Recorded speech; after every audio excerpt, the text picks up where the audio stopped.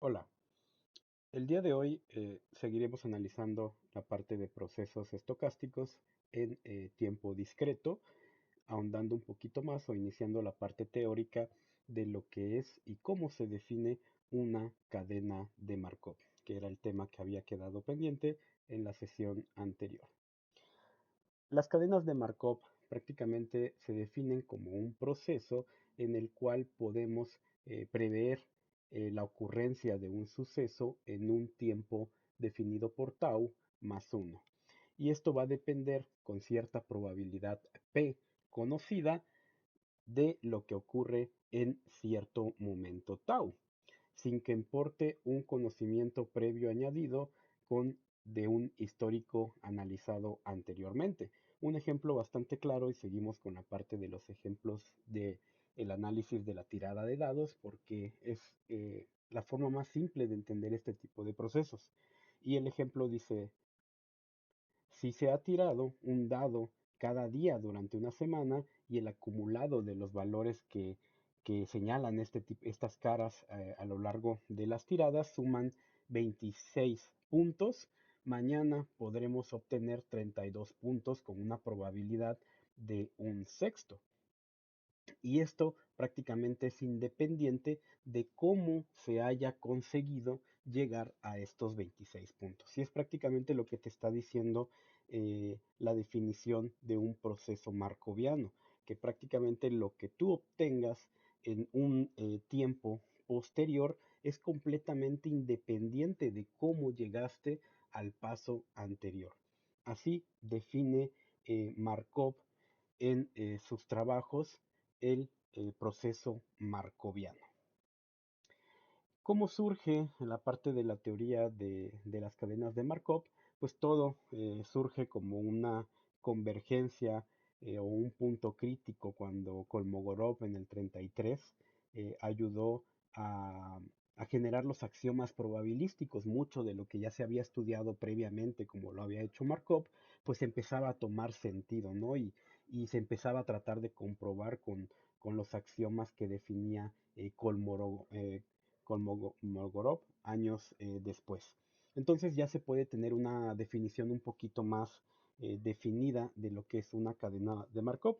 Algunos autores mencionan que una cadena de Markov se puede entender como una sucesión de variables aleatorias, definidas como xn, donde n toma valores desde cero hasta infinitos valores de variables aleatorias. Todos estos valores existentes en un conjunto numerable S. Y dicho conjunto se puede expresar como una interrelación sucesiva entre probabilidades de sucesos de eventos subsecuentes. Y eso es lo que más o menos nos menciona la parte de la definición de una cadena de Markov. Pero para poder entender un poquito cómo se representa visualmente, gráficamente, y nos ayuda a entender un poquito más el entendimiento de cómo utilizar una cadena de Markov, tenemos que ahondar un poquito en la parte de teoría de conjuntos, ya que la parte de teoría de conjuntos es una herramienta bastante buena y abstracta que nos ayuda a determinar cómo tratar de abstraer estos procesos probabilísticos definidos como estados y el costo o la transición que me lleva de iniciar en un estado A y alcanzar el estado B, tenemos que dejar estas definiciones o esta teoría de conjuntos pues con algunos puntos bastante interesantes que tenemos que analizar. Los autores prácticamente nos mencionan que en la parte de matemáticas y más que nada en la parte aplicativa de ciencias de la computación, a un grafo se le define como un conjunto no vacío de objetos. Ujú. A estos objetos les vamos a llamar vértices o nodos. Y la unión o cómo se correlacionan, más bien cómo se relacionan estos vértices o estos nodos, se les van a llamar arcos o también aristas. Así que prácticamente un grafo en la expresividad más sencilla es un conjunto tanto de nodos como un conjunto de arcos que interconectan a estos nodos. Dentro de este tipo de representación en forma de grafos, como lo podemos ver ahí en la primera imagen que tenemos en el ejemplo, pues los nodos se pueden enumerar, se les puede colocar alguna etiqueta, se les puede colocar alguna letra, algo que me represente un estado. Y los arcos es cómo están conectadas o cómo están relacionadas con respecto a otros nodos. Este tipo de representación es bastante interesante. ¿De dónde surge? Prácticamente definen que el padre de la teoría de grafos es Leonhard Euler, que en 1736 propuso un problemita bastante interesante, el problema de los puentes de Königsberg, que prácticamente era un asentamiento, es una ciudad que todavía existe hoy en día, que está interconectada o está dividida por un río y para llegar a estas diferentes partes de la ciudad necesitas cruzar puentes. Estos puentes son 7 puentes. Entonces él propuso un problema bastante sencillo de cómo podemos recorrer cada una de las zonas o cada uno de las partes de la ciudad, terminando en el mismo punto donde salimos, sin repetir o sin utilizar dos veces el mismo puente. Era un problema que se conceptualizó y pues tomó algún tiempo para poder resolverlo y para poder hacer esta representación pues empezaron a trabajar con representaciones abstractas y ahí es donde resultó el estudio de los primeros grafos, donde cada nodo que representaba una cierta parte de una ciudad. Oye, pero no tiene que ver con el tamaño, no, solo me representa cierta parte de la ciudad y los arcos es cómo se interconectaban por medio de los puentes. Oye, pero la forma del arco no corresponde a la forma ni la longitud del puente. No importa, simplemente estoy conectando entes por medio de una línea para indicar que existe una cierta relación.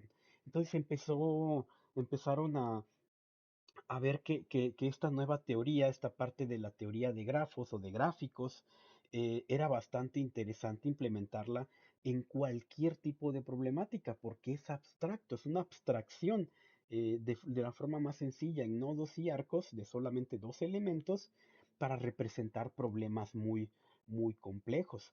¿Dónde podemos ver más? Si recuerdan sus clases de circuitos eléctricos que llevaron en bachillerato o en algún curso de licenciatura, recuerdan las famosas leyes de Kirchhoff, la parte de la ley de voltajes, cuando solucionabas mallas, cómo se comporta el voltaje a través de mallas y te definían muy bien los nodos, ¿no? Que un nodo era el punto donde se interconectaban diferentes tipos de dispositivos. En un circuito RLC, pues cómo se interconectaban estas resistencias y la parte de las líneas del gráfico, de la malla, era el arco. Entonces esto es una aplicación que ideó Kirchhoff de la teoría de grafos para tratar de resolver problemas, porque un nodo que era un punto que servía como interconexión.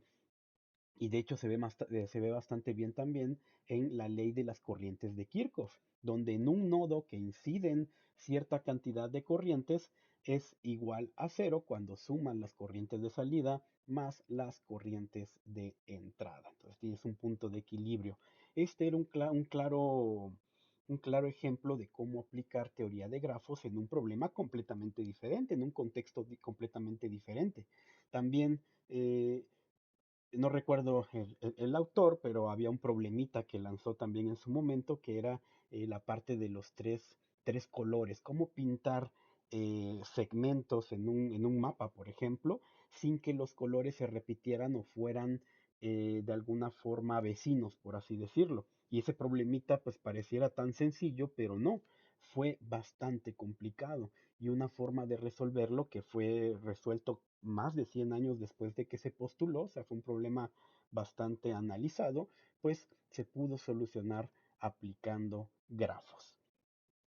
El problema de la ruta mínima, el problema del agente viajero, que prácticamente te decía, oye, si yo tengo un mapa de muchas ciudades, conozco las carreteras o las distancias existentes entre cada ciudad, ¿cómo puedo hacer un recorrido que pase por todas las ciudades para recorrer cada una de ellas, o incluso cómo puedo partir de un punto A un punto B y que llegue de la forma más eficiente, o sea, con la ruta más corta.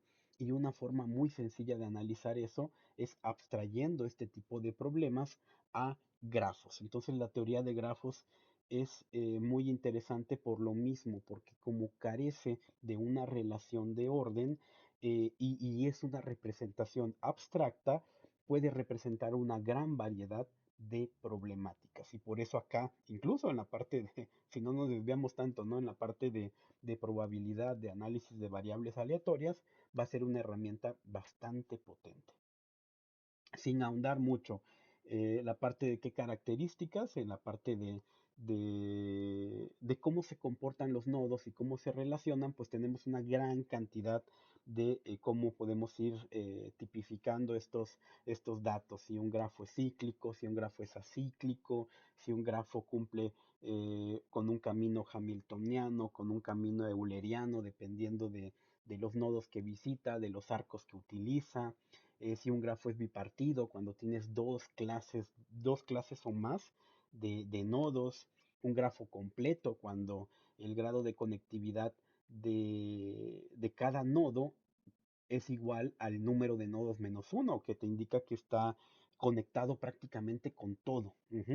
Un grafo conexo, que significa que está conectado, un grafo denso, como lo es cualquier problema real, donde vas a tener una gran cantidad de nodos y una gran cantidad de conexiones. Un grafo dirigido, cuando hay una cierta dirección. Imagínate un grafo de una calle, donde las esquinas sean nodos. En una calle normalita, pues hay dos nodos, el nodo origen y el nodo destino. Las calles en cualquier ciudad que tienen sentidos. Si es de simple sentido, ¿qué significa? Yo puedo viajar del nodo A hacia el nodo B, pero no puedo viajar del nodo B hacia el nodo A. ¿Por qué? Porque hay una dirección única que está definida por el problema o el contexto. Ahora imagínate el mismo problema de la calle, pero que es una calle bidireccional. Hay un carril de ida, hay un carril de regreso. Ah, ok, pues ese grafo sería bidireccional. Ujú. Un grafo nulo, un grafo plano, un grafo pesado cuando el punto de llegar de un nodo a un nodo A a un nodo B me genera un costo, una distancia, un costo en gasolina, tiempo, una probabilidad, lo que sea. Ujú. Eso es un grafo pesado y un grafo simple como el que veíamos en la imagen anterior. Y no son los únicos, o sea, hay una gran clasificación de grafos que pues, ahorita no vale la pena ahondar, pero pues sí valdría la pena leer un poquito acerca de la teoría de grafos. ¿Qué más nos menciona? O más bien lo importante. Ok, el grafo es una representación abstracta de un problema, de un caso de estudio, pero una computadora, ¿cómo lo entendería? Hay dos formas simples o generales, si quieren verlo así, de representar un grafo computacionalmente, en forma de listas y en forma de matrices. En forma de listas, prácticamente en listas, los nodos que hay, por ejemplo en el grafo tenemos 5 nodos, tenemos 5 puntitos de partida. Ahora dime, el nodo uno con quién está conectado. Podemos ver que el nodo uno está conectado tanto con 2 como con 4. No está conectado directamente con 3. Tendría que viajar hacia 2 y luego poder viajar a 3. Así que no está conectado directamente. Y eso es lo que te está diciendo. El nodo uno está conectado con 2 y con 4. Oye, ¿y por qué primero 2 y después 4? Quizá por el orden natural de los números. Pero tú podrías poner una jerarquía. Oye, si del nodo uno al nodo 2 y del nodo uno al nodo 4 llegar al nodo 2 me cuesta caminar 10 metros y llegar al nodo 4 me cuesta 15 metros, prefiero viajar al nodo 2. Así que pónmelo como si fuera una lista de prioridad. Entonces entran bastantes conflictos. Si tú lo ves desde el punto de vista de complejidad computacional, hacer una búsqueda en una lista tiene un orden de complejidad n, dependiendo de la profundidad de la lista. Entre más profunda o más conexiones tenga n, es muy complicado porque tengo que buscar todos los datos de n y la complejidad en cuanto a tiempo de procesamiento se hace muy grande. ¿Qué pasa por el otro lado?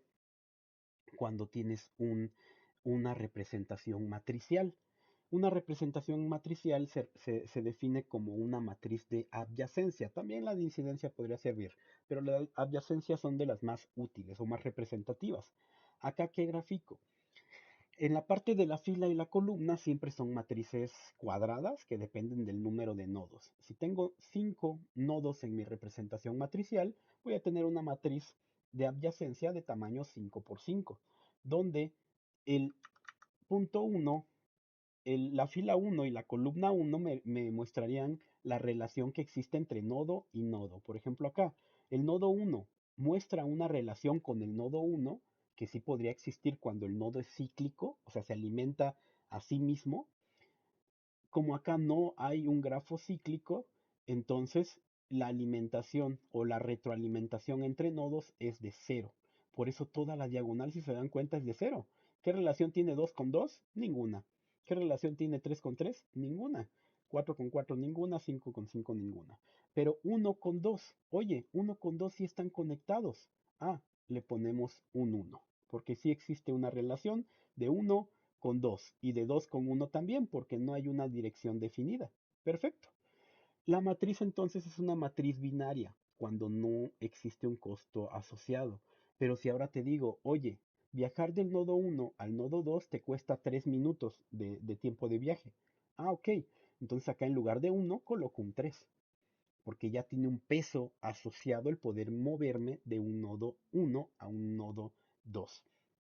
Esto es muy importante porque nos va a servir para definir una matriz de adyacencia, pero en la parte de procesos marcovianos se les va a definir como matrices de transición. ¿De transición de qué? De un estado A un estado B. Y esas transiciones no son distancias, no son costo, no es gasolina, no es tiempo. ¿Qué es? Ah, pues van a ser probabilidades. ¿Cuál es la probabilidad de que de un día soleado el siguiente día llueva o también amanezca soleado o también amanezca nublado? Va a haber una probabilidad asociada para poder moverme de estado a estado. Eso es lo que define Markov como un sistema de estados. Perfecto.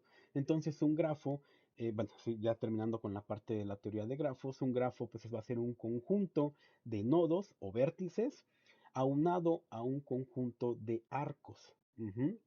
Estos arcos son los que ya mencionamos que unen a, eh, a todos los nodos entre sí. Por ejemplo, acá en el nodo 1 estamos viendo que existe una retroalimentación, o sea que hay un cierto valor que me va a llevar otra vez al nodo 1, partiendo desde el nodo 1.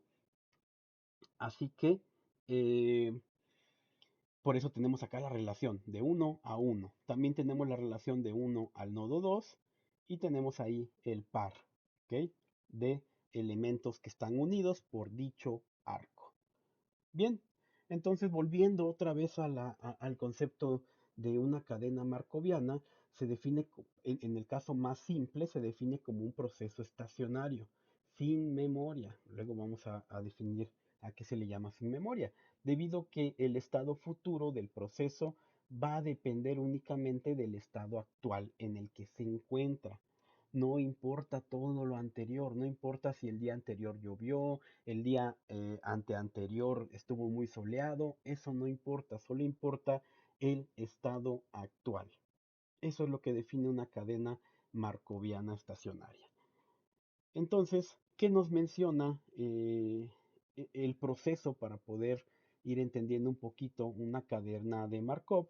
En este caso, una cadena de Markov que es invariante en el tiempo, también definida como estacionaria, va a ser descrita como un producto de un vector que representa un cierto estado de interés por una matriz que representa la transición entre estos estados. Así que se define como un producto, prácticamente sí. ¿Qué significa? Tenemos un estado x k más 1 definido por valores de p asociadas a la variable aleatoria, que sería definida esta parte de, que van definiendo esta parte de la matriz de transición. Te menciona también por ahí que xk representa el estado actual y el K más uno, pues un estado en un tiempo siguiente, en un momento siguiente. Y este P que tenemos por ahí va a ser la matriz de transición. Así que me tienen que definir cómo se comporta la matriz de transiciones para poder resolver uno de estos problemas. ¿Qué más? También tomen en cuenta, cuando hagamos un ejercicio y tengamos una matriz de transición, la sumatoria de todas las columnas, o de cada una de las columnas más bien, siempre me debe dar la unidad. ¿Por qué? Recordemos, esto está basado en los axiomas probabilísticos, donde la suma de la probabilidad de todos los eventos siempre nos va a dar la unidad. Esta sería una pequeña introducción a la parte de procesos marcovianos. En la siguiente sesión o en el siguiente video vamos a resolver de forma numérica un ejercicio, vamos a implementarlo en programación, algún lenguaje también de programación para que puedan resolver y entender un poquito cómo se van comportando estas transiciones a través del tiempo.